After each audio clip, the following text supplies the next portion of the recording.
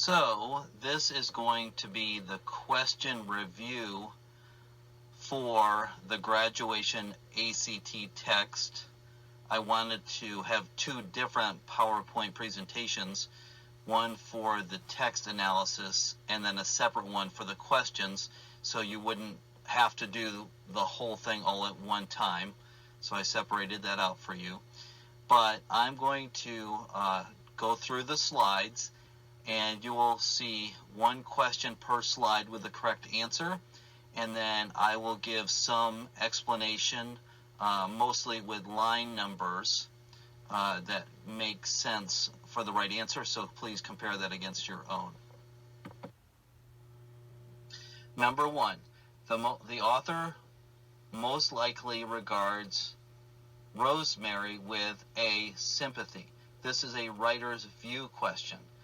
Understanding in the big picture of the text that she is an elderly woman that had kind of a challenging, hard life, worked hard, wanted an education but didn't get one, and did a lot of work throughout her entire life, and now is getting older and does crossword puzzles but appreciates her grandson. All of this shows that he's greeting her with sympathy, not anger, not disappointment or confusion. Definitely eliminate those answers. For question number two, it can be inferred from the passage that Rosemary is disturbed by Victor's H, his willingness to take classes that are easy to pass. In lines 50 and 51, it talks about Rosemary, who had not even had a high school education, found the term repellent. She did not like gut courses or ones that were easy to pass.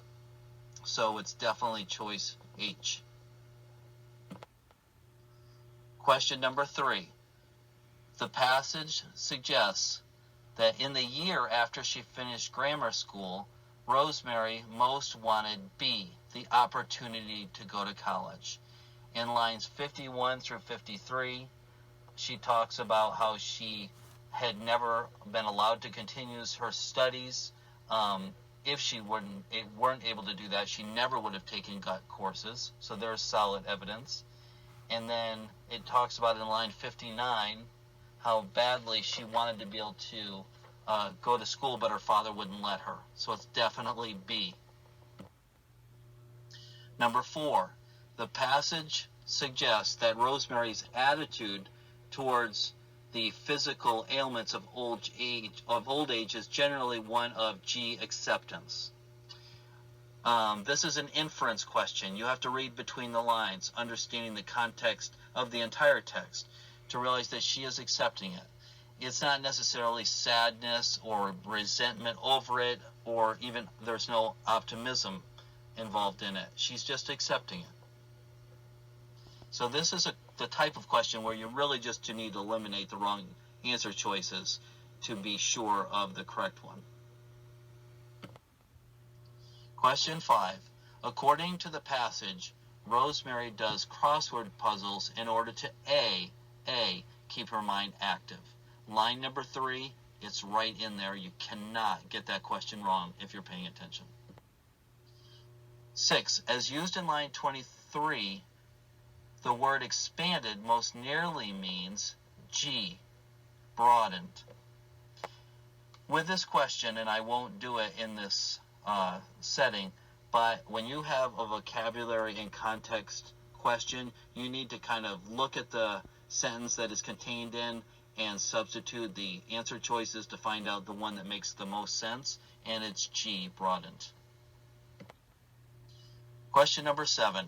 In line 41, the author mentions Victor's, quote, shiny new car in order to illustrate B, the contrast between Rosemary's generation and his. This is a craft and structure question, but absolutely one of the more difficult questions to get right. Note, understanding what a tough life she had is what would help you out with this question. She would not have had a new car.